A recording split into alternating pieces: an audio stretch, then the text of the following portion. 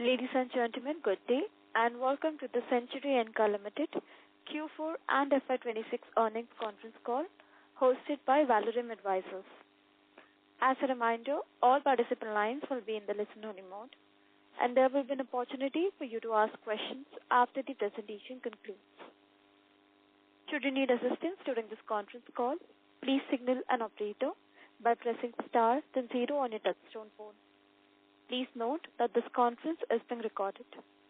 I now hand the conference over to Ms. Purvangi Jain from Valorem Advisors. Thank you and over to you, ma'am. Thank you. Good afternoon, everyone, and a very warm welcome to you all. My name is Purvangi Jain from Valorem Advisors. We represent the investor relations of Enka Limited. On behalf of the company, I would like to thank you all for participating in today's earnings call for the fourth quarter and the financial year ended 2026. Before we begin, let me mention a quick cautionary statement. Some of the statements made in today's earnings call may be forward-looking in nature. Such forward-looking statements are subject to risk and uncertainties, which could cause actual results to differ from those anticipated. Such statements are based on management's belief as well as assumptions made by and information currently available to the management. Audiences are cautioned not to place any undue reliance on these forward-looking statements in making any investment decision. The purpose of today's earnings call is purely to educate and bring awareness about the company's fundamental business and financial period under review. Now let me introduce you to the management participating with us in today's earnings call and hand it over to them for their opening remarks. We have with us Mr. Suresh Sudani, Managing Director, and Mr. Yogesh Shah, Chief Financial Officer. Without any delay, I request Mr. Suresh Sudani to start with his opening remarks. Thank you and over to you, sir. Thank you, Purvangi. Good afternoon, everyone, and welcome to our earnings conference call for fourth quarter and financial year ended 2026. I would like to thank our host, Valorem Advisors, for hosting this call. Now, let me first brief you on the operational highlights for the quarter under review. We are pleased to report a strong financial quarter marked by healthy growth across revenue and profits, supported by higher sales volume and effective pass-through of raw material cost increases, which together contributed to improved operating margins during the quarter. In our tire cord business, demand remained robust during the quarter, supported by healthy traction across the tractor and two-wheeler segments, along with continued demand from truck and bus category. The reduction in GST rates on tires and automobiles also supported demand momentum across the industry. As I mentioned, the sharp increase in raw material prices following the Iran war effectively passed through by transparent discussions with our customers. Importantly, despite the Iran war, we did not witness any production cuts, supported by strong relationship with our regular suppliers. Due to continuously changing geopolitical situations, elevated crude oil prices, and persistent inflation, we continue to remain cautiously optimistic about demand growth in coming quarters. Meanwhile, PTCF approval process moved to the next stage with commercial sales expected from FY27. In the filament yarn segment, sales volume remained robust during the quarter, accompanied by a healthy reduction in finished goods inventory. The sharp rise in raw material prices following the Iran conflict enabled us to implement price increases across all product lines. Consumption of older, lower-priced raw materials along with favorable stock valuation further strengthened our margins. New mother yarn project and value-added products continue to support margin improvement. While Chinese import at very low prices persist in commodity products, we are encouraged that the DGTR has issued a favorable anti-dumping ruling. We now await final notification from Finance Ministry. On the raw material front, caprolactam and chips prices rose sharply in March following the Iran conflict. However, renewable energy of our Bharuch plant has helped in controlling power costs with additional capacity expected to be commissioned in FY27, further reducing the cost. We continue to maintain a strong focus on efficiency improvement. I now request our CFO, Mr. Yogesh Shah, to brief you on financial performance. Thank you and good afternoon, everyone. Let me now brief you on the financial results for the fourth quarter and the financial year 2026. For the quarter under review, operating revenue stood at rupees 484 crores, registering a growth of 9% year-on-year and a strong sequential growth of 17% quarter-on-quarter. EBITDA for the quarter stood at rupees 55 crores, reflecting a sharp increase of 530% year-on-year and a robust growth of 36% quarter-on-quarter. EBITDA margin improved significantly to 11.46%, representing an expansion of 948 basis points year-on-year and 153 basis points quarter-on-quarter. Profit after tax for the quarter stood at around rupees 39 crores, registering a substantial growth of 479% year-on-year and 66% quarter-on-quarter. PAT margin improved meaningfully to 8.15%, reflecting an expansion of 662 basis points year-on-year, 239 basis points quarter-on-quarter. Total volume for the quarter grew strongly by 14% year-on-year to 2711 metric ton. Within this, reinforcement sales increased significantly by 21% to rupees 245 crores, while filament yarn sales reported a growth of 3% to rupees 229 crores. For the financial year 2026, operating revenue stood at rupees 1,705 crores, reflecting a decline of 15% year-on-year. EBITDA for the year stood at rupees 148 crores, registering a healthy growth of 29% year-on-year, with EBITDA margin improving significantly to 8.67%, reflecting an expansion of 294 basis points. Net profit for the year stood at rupees 101 crores, recording a strong growth of 52% year-on-year, while PAT margin improved to 5.91%, representing an expansion of 259 basis points. Total volume for the year stood at 73,692 metric tons, reflecting a degrowth of 6% year-on-year. Within this, reinforcement sales stood at rupees 816 crores, registering a declining of 15% year-on-year, while filament yarn sales were reported at rupees 828 crores, reflecting a decrease of 14% year-on-year. With this, we open the floor for questions and answers. Thank you very much. We will now begin with the question and answer session. Anyone who wishes to ask a question may press star and 1 on the touchtone telephone. If you wish to remove yourself from the question queue, you may press star and 2. Participants, you are requested to use handsets while asking a question. Ladies and gentlemen, we will wait for a moment while the question queue assembles.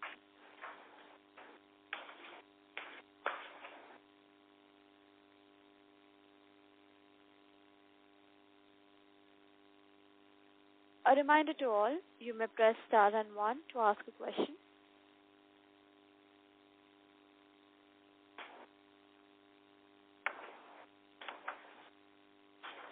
We will take the first question from the line of Krishna Modi from Pinterest Capital.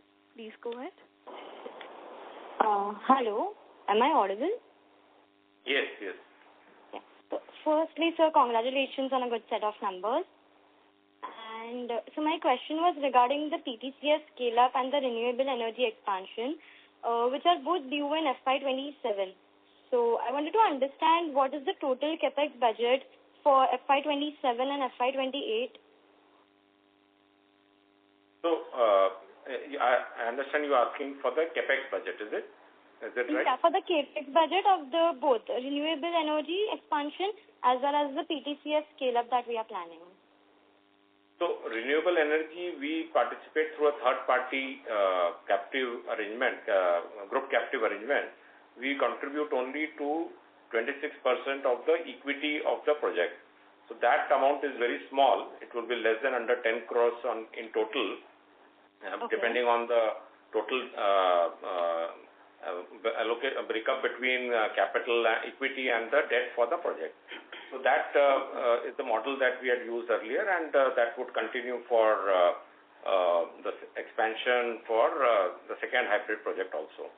As far as other projects are concerned, we are expecting total capex outlay of about over 100 crores, primarily going into value-added products, expansion of mother yarn project capacity, and also for various reduction of our power consumption as well as reduction of waste for improvement of our operating margins and efficiency.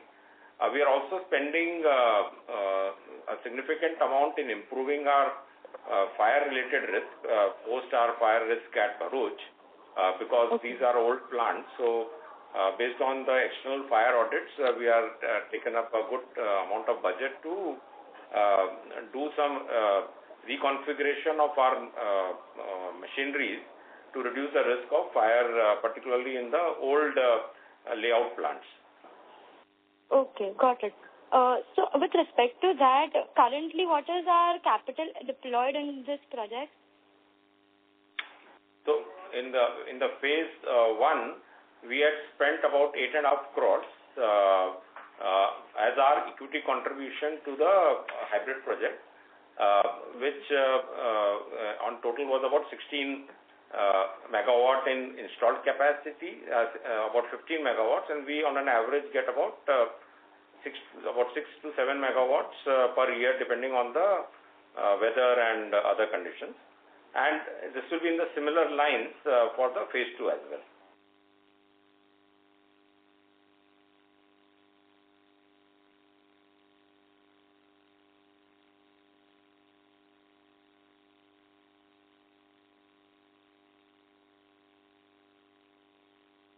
Ordering of the equipments and acquisition of land and other project-related activities. So we expect it to start in H2, most likely in Q3. Okay, got it. And is there any better margin expectations that we are guiding for H2 then?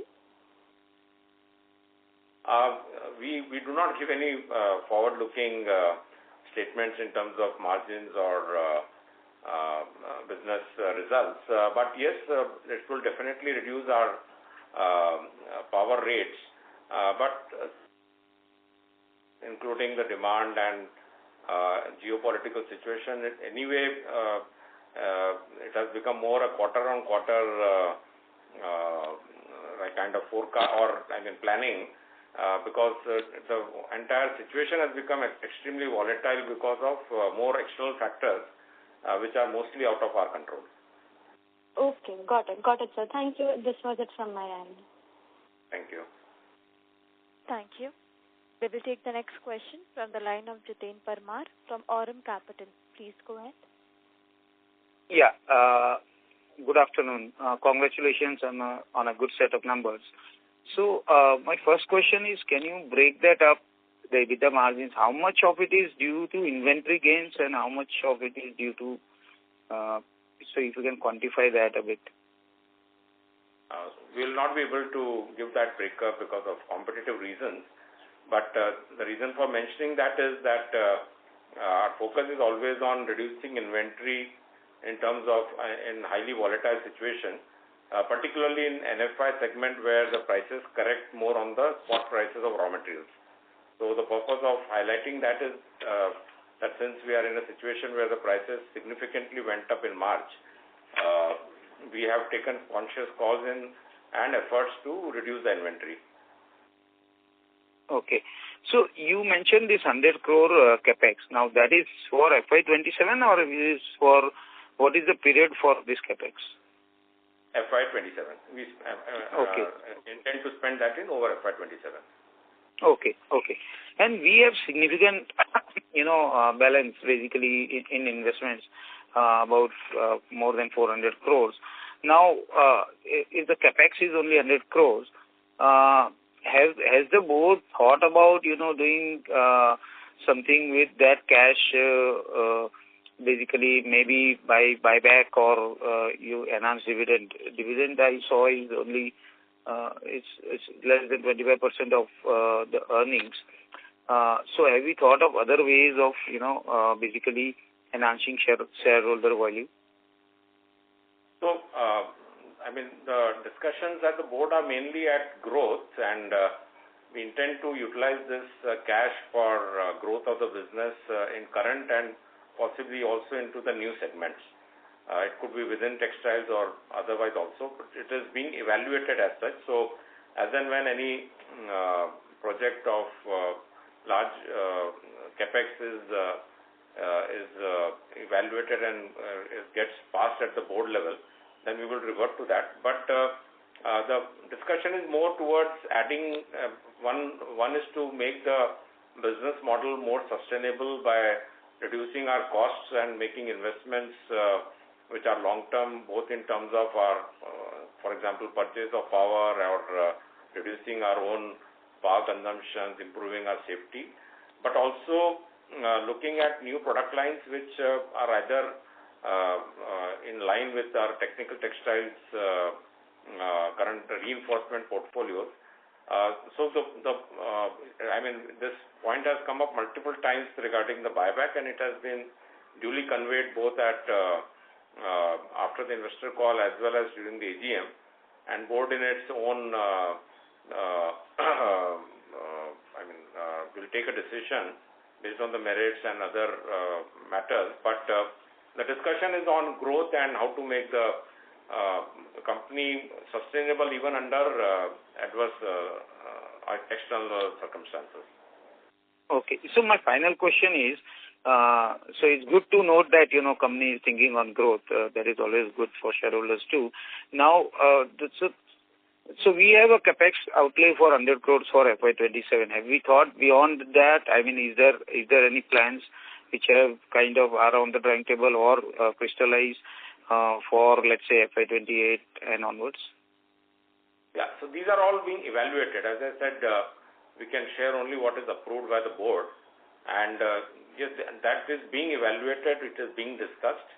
And we see opportunities in certain segments where we can grow and also change the profile of the company from the current segments. So it is being evaluated, being discussed, but once it is completely cleared by the board, we will definitely share it with through the stock exchange as well as in the investor calls.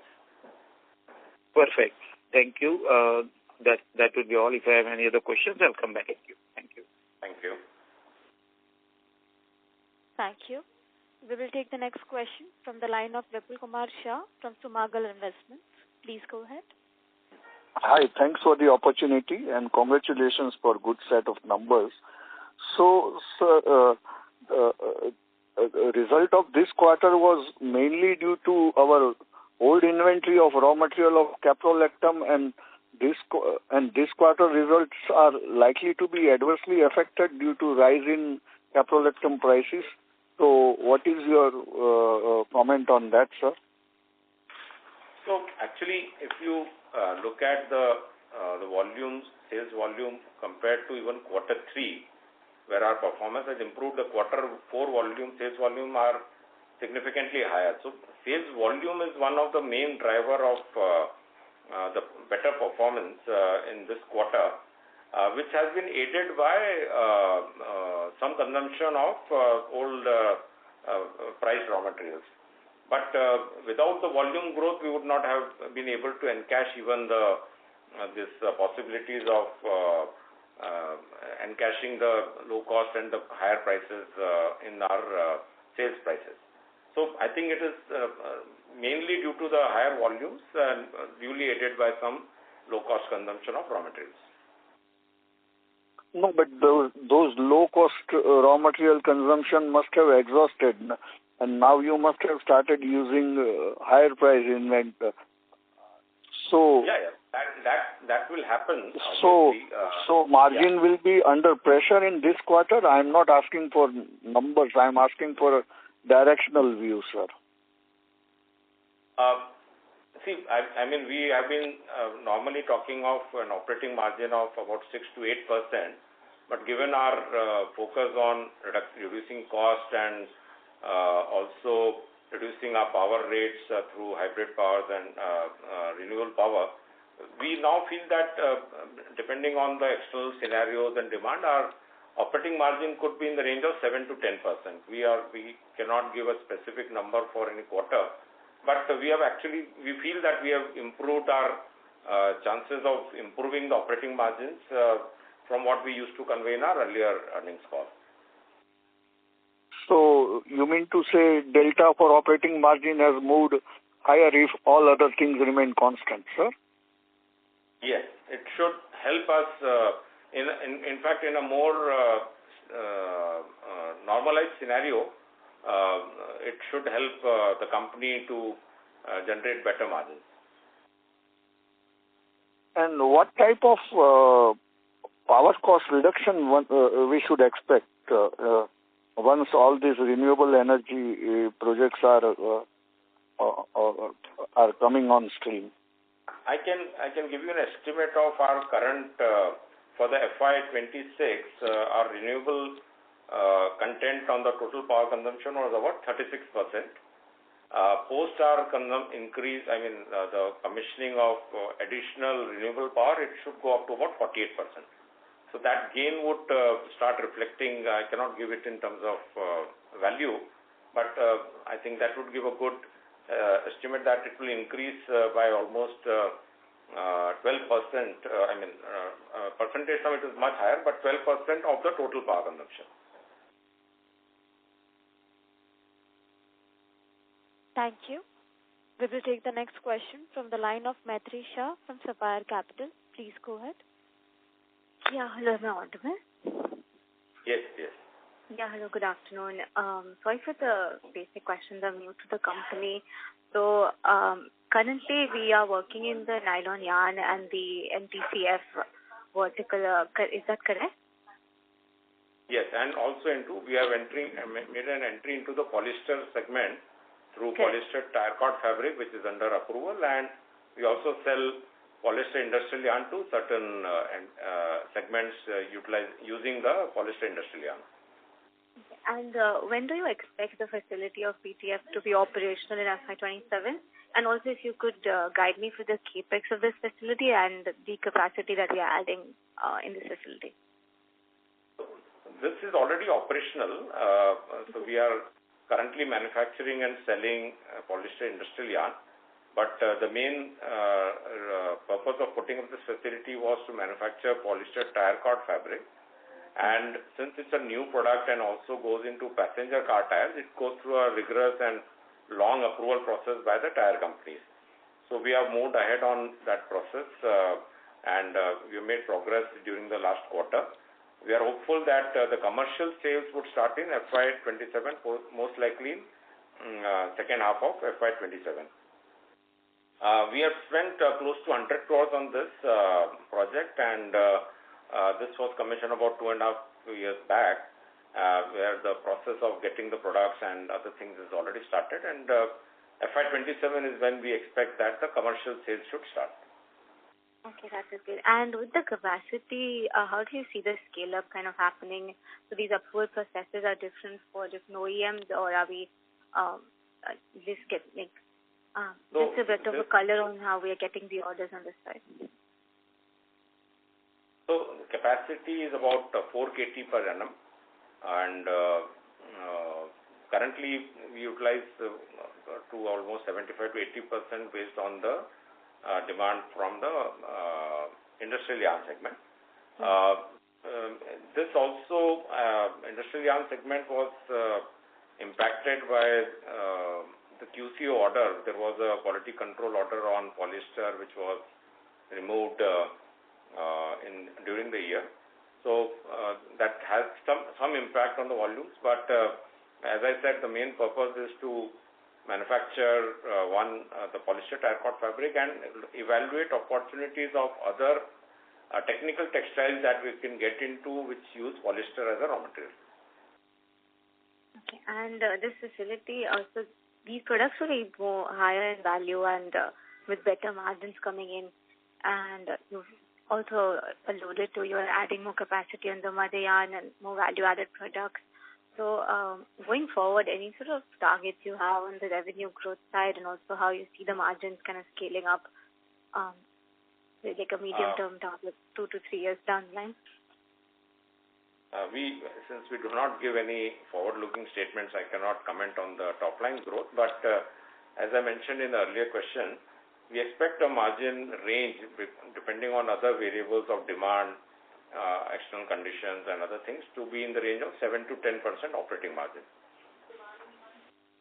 Okay. And what sort of volumes, if you could mention, you're targeting for FY27?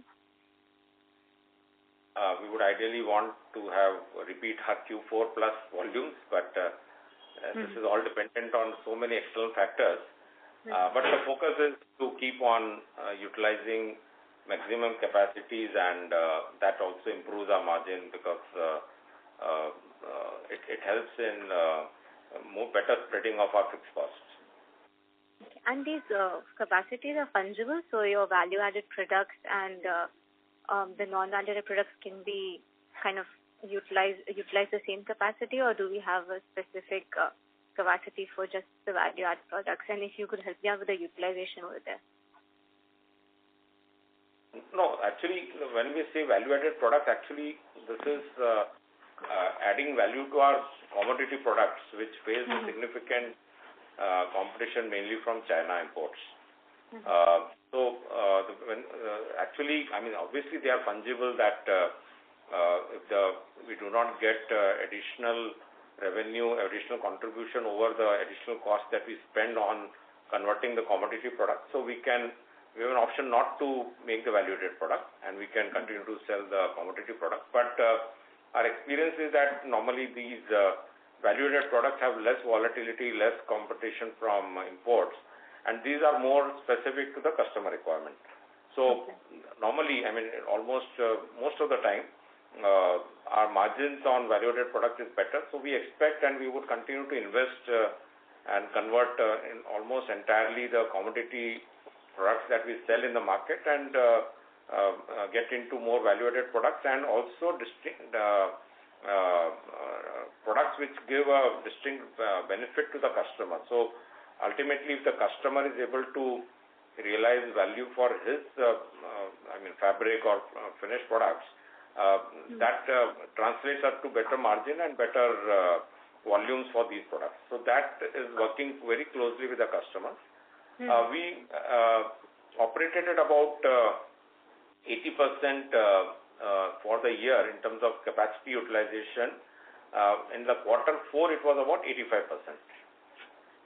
And could you help me out with what percentage of sales currently is coming from your value-added products, and how much the margin differential you have over the commodity products when you kind of sell the value-added products?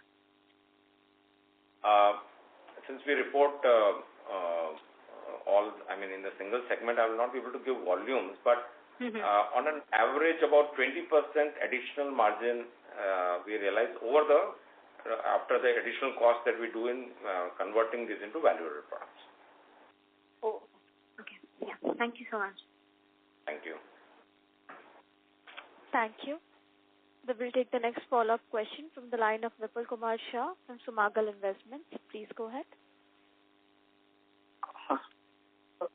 Where are we in this journey for polyester tire code certification? Approval? Certificate? Are you asking approval or? Yeah, approval. Yeah. So there are 4 stages, three or 4 stages before the commercial approval. We have moved to the stage 2, and what the tire companies do is that once they give a clearance to the base product, then they take products and make tires out of it. Those tires are tested over a period, and multiple tests goes on. So that process has already started. So the next would be to take it to a larger volume of supply before the commercial supply, convert it into more tires, and again the tires would be tested through multiple trial tests that the tire companies do, and thereafter it will move to a commercial sales. So out of 92,000 tons capacity, what is the capacity for this polyester tire cord, sir? And do polyester tire cord have higher margins as compared to our commodity products? So as I mentioned, our current capacity is about 4,000 tons per annum. And, only 4,000? Yeah. We just entered into this segment about 2.5 years back, 3 years back, you can say. Because we were only into nylon, and the usage of polyester and nylon are different. Nylon basically goes into tractor, 2 and 3 wheelers, and partially into truck and bus segment, whereas polyester mainly goes into the passenger car tires. And passenger car tire segments, and that's the reason that it is also taking a larger time, is because the safety protocols and the approval process are even more stringent compared to other tires. So and margins are expected to be similar, but the purpose of getting into it is because the passenger car, you have seen that vehicle sales, four-wheelers, personal vehicles are growing, and with a growing middle class, we expect that the demand for passenger cars and passenger related products like passenger tires would grow, and which would translate into higher growth for the reinforcements for the passenger car. And sir, out of the capex of 100 crores for FY27, what portion would be allocated towards renewable power, and what should be used for capacity expansion, and what should be the capacity after this 100 crore capex? So capacity would go up by about 2 KT on the about 2.5 KT, you can say, for the project that would get commissioned. Others are mostly adding value, so the capacity will not go up, but the value addition will go up. And then there is investments in reducing our consumptions, power rate, safety. So all that would not add to the capacity, but would add to operational gains as well as efficiency improvements and reducing our cost of production. So the ballpark figure which you gave, 7 to 10% margin, is after all these initiatives are taken into consideration, right? Yeah. So they will not come from day one. So part of them would get translated into Q3 and Q4. And based on success of other things, we are expecting, yes, it should, by end of this year, we should be able to, end of FY27, our margins should improve based on the initiatives that we are taking on reducing our costs. And so last question, when we are sitting on so much cash, means why we are not going ahead with a major expansion? Means is market not large enough to absorb the expanded capacity? So what is the rationale behind it? No, see, these are more technical products. And as I said, we made an investment in polyester tire cord, and it has taken 3 years to get into a stage where we expect commercial sales. So we have to evaluate projects which, first of all, have growth potential in India. Second, are effectively able to compete against imports from China. And third, I have growth potential for looking at the India growth story. So we are evaluating projects, and we could, once it goes through a process of internal evaluation and approval of the board, we could come up with either during the year or maybe later part, somewhere later on, with some larger projects, but these are still at an evaluation stage. So last question, out of our volume of 73,692 tons, what should be the commodity volume and what should be the value-added products? When we say commodity products, basically they are in the nylon filament yarn segment, and that would constitute a very small, about maybe 20 to 25%. Let me just 1 second. 20. So around maybe 15 to 20%. Rest all is value-added products, right, sir? See, when we say the tire cord fabric, that's already it's a highly technical product. So when we say commodity product where the competition intensity is high, that we classify as a commodity product. Where the competition intensity is low and margins are better, we treat them as a value-added product. That's the kind of internal definition we follow. And that when I'm saying this 15 to 20%, that's the volume which is vulnerable to imports as well as lower margins. Got it, sir. Thank you very much and all the best for the future. Yeah, thank you. Thank you. We will take the next question from the line of Amit Kumar from Determined. Please go ahead. Yeah, thank you so much for the opportunity. I hope you can hear me. Yes. So just one bookkeeping question to begin with. This polyester industrial yarn that you sell, which bucket does this revenue get booked in? Part of the yarn segment? Or Yes. It goes under the yarn. Yarns are all yarns. We don't differentiate now since we are making both nylon and polyester. All kinds of yarn go in the yarn sales value that we reflect, and reinforcement means where it goes as a reinforcement in the fabric form. Okay. See, the only reason which I'm asking is that, while your reinforcement segment has seen a pretty sharp jump in, revenue, but your yarn segment has been, fairly, flattish on a YOY basis revenue, I'm saying. And, obviously, raw material prices there would have also sort of gone up. So this, price hike that we have seen is principally in the reinforcement segment and not so much in the yarn segment. No, it has been in both the segments. Sometimes what happens is the order position that is on books, because this happened in more towards in the middle of March, and it is not it continues in so it could have in some cases the reflection would come early, and in other cases, so I think it is more to do with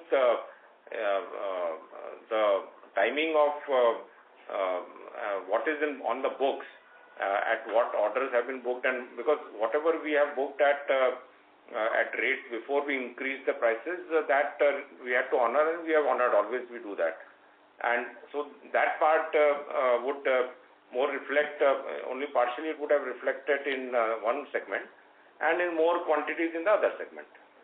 So would it be, just to sort of clarify, it would be fair to say that, prices would have sort of continued to increase going into, 1Q as well? And actually both raw material as well as, finished product prices, the new it is still very volatile. Would be on higher actually, yeah, so it is still very volatile. Yes, it significantly jumped by end of March because there was complete lack of clarity on availability of material. I think that became a kind of a panic thing, whether the raw materials would be available at the entire value chain. So everybody had a panic, whether for us also it was there, whether we could continue with our production or there would be a disruption. Similarly, it happened to our customers and similarly to the raw materials for our suppliers. So the entire value chain was under a kind of uncertainty when we closed this month. Sir, I understand that. What I'm basically trying to understand is the present situation. So obviously now you are basically saying that, the availability of material is not an issue anymore. That, question is settled. Material is, raw material is basically flowing through to you. And I presume to other, companies as well, hopefully. But, there is still a pricing, question that raw material prices have, gone up, quite a lot. You had, for some time you had, low price inventory, but now I presume you would not have. So the question is that, have the end product prices also sort of reflected the higher raw material prices in April, May? Yes. As I mentioned, we have been able to pass through the increases, and very rarely where we thought that either the segment or the customer is not able to pass, we had said that we are not able to produce for them because that kind of sudden increases cannot be absorbed in our books. So the pass-through to a large extent which started in March has continued based on the pricing of raw materials which prevailed in the up to April and May. Understood, sir. Thank you so much for this. Thank you. We will take the next question from the line of Chandresh Malpani from Niveshaay. Please go ahead. Hello. Good afternoon, sir. Am I audible? Yeah, good afternoon. Yeah. Thank you for the opportunity, sir. Sir, first question is on the PTCF market size. If you can help us understand the size of the market in metric tons. So, there's no absolutely, I would to say, authentic number, but in our estimate, the market size is close to 25 KT, and most of it, almost 80 to 85%, 80% of it is imported. Okay. And so second question is on the the volume growth for the quarter, because you have mentioned in your remarks as well that due to GST rate cuts there was a good demand for the replacement side. So maybe this quarter would have shown some volume growth on that side, and how are you seeing this trend of GST rate cut? I guess this could moderate, right? Actually, the GST cut came in middle of Q3, and we immediately saw, if you see the Q3 numbers also improved compared to Q2, mainly because of the growth and good traction, mainly from the tire demand, tire side. So that fully played out in Q4, and even before the Iran war and even in March, since we did not have to cut production, the traction and demand post GST cut continued. And as I mentioned, mainly the growth driver, the outliers were tractor segment and the 2 and 3 wheeler. And tractor segment was on back of a very good monsoon in last year. So which gave, if you have seen the tractor sales numbers, they were at all-time high in FY26. In terms of both OEMs and even exports. So that I think was a key driver. Even the two-wheeler sales crossed the pre-COVID level retail sales volume, and there was so now going forward, we expect that it could be slightly, the growth may not be to the same extent, but one of the key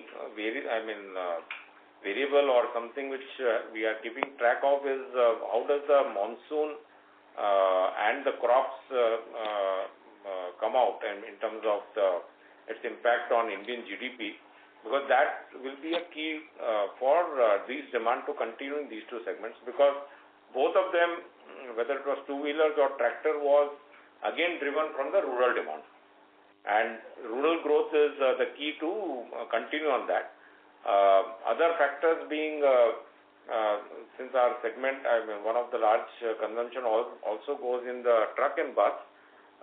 If the overall volume growth continues in terms of capacity expansions of the other industries and the truck demand continues to be good, it could have some compensation for lower demand in the other segments. Okay. Got it. And sir, last question is on the, when you mentioned about the nylon filament yarn anti-dumping duty part. So you also mentioned that your segment is not quite affected because we are in value-added side. But let's say the duty comes in, so how much favorable, that thing would be for us on the realizations maybe? And secondly, if you can, also highlight what could be the quantum of imports that could, go down. Currently, on an aggregate basis, about between 20 to 25% of domestic demand is being met from imports, and the imports are mainly from China. the anti-dumping duty, once it comes, I mean, we are hopeful that Finance Ministry would notify it. It would have an impact on the sentiments and the pricing of the entire, all the products in NFI. So since, as I mentioned earlier, we actually convert our own base products or the commodity products to value-added products. So when the base product goes up, the value-added product prices also go up, and that would have a favorable impact on our financials, and I mean financials for the domestic industry overall. And I'm not able to quantify that because first of all, it is not still to be notified, and we don't know how China or any other country would react to that post, if at all. I mean, if it gets implemented and notified, what kind of imports reduce or what kinds of price changes happen post the notification of anti-dumping duty. Okay, but let's say the FOB value as of like before the duty scenario and current domestic, what would be the differential in percentage, if you can put it out? So, what has come out as a notification talks of between about 70 cents to, I mean, depending on the product and the country, it is varying from about 20 cents to 80 cents. So it will have a multiple, I mean, it is fair to assume that it's about between 10 to 30% of current FOB value, and that could be the impact on the prices. Okay, got it, sir. Thank you so much. Thank you. We will take the next follow-up question from the line of Jiten Parmar from Modern Capital. Please go ahead. Yeah, good afternoon once again. So my question is, what is exports as a percentage of our revenue? And subsequent to this, how much of our raw material is imported?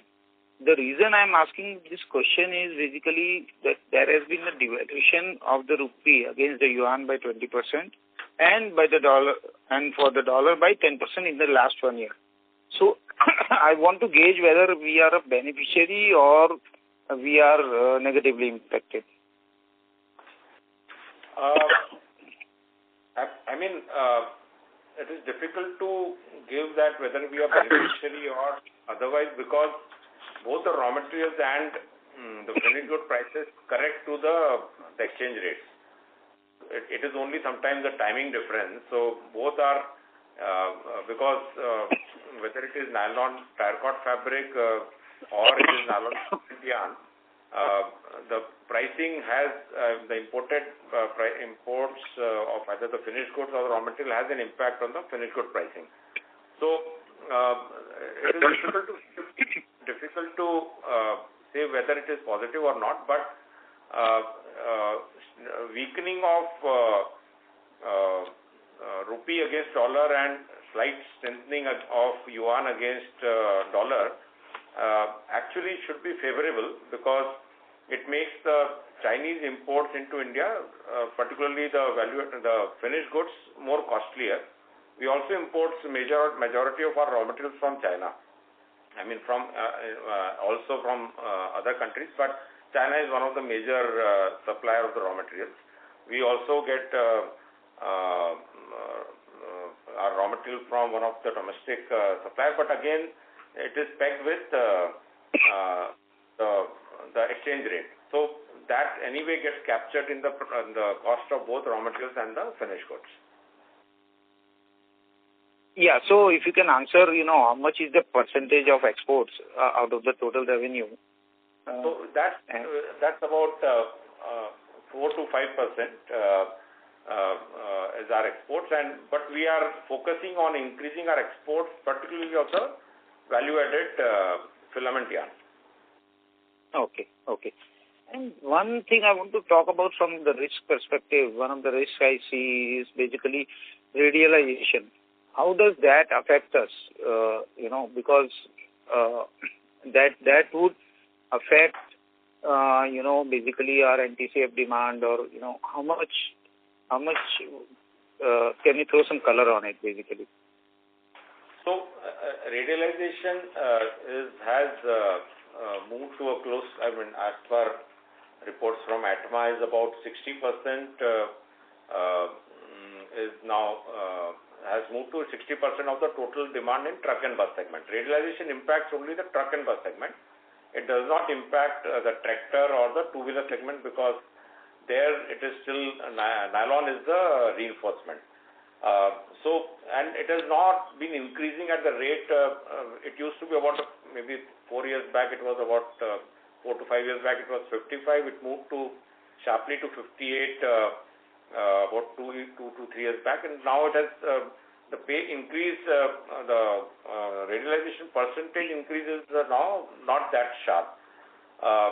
Second, so we are not seeing a significant rise in the percentage of radialization of truck and bus segment. Second, since the tractor and the two-wheeler segments are growing, what we have seen in the previous year when the volumes were also high, and there would be, so that is expected to cover up, if any, radialization reduces the demand from for the nylon as a reinforcement. So we expect what radialization has done is that the overall growth of nylon as a reinforcement in the tire segment is not growing significantly. We expect only marginal growth of maximum 1 to 2%. But we also do not expect a significant fall now, since it is now reaching a level where normally it is more stabilized. Perfect. Thank you so much. That's all from my end.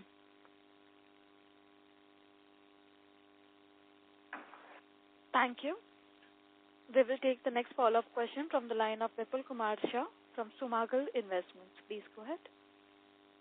Just one clarification, sir. You said 15 to 20% of our volume is commodity, but when I see your slide number 6, your yarn segment and reinforcement segment revenue are almost matching. So in yarn segment also we have two types of products. One is value added and one is commodity.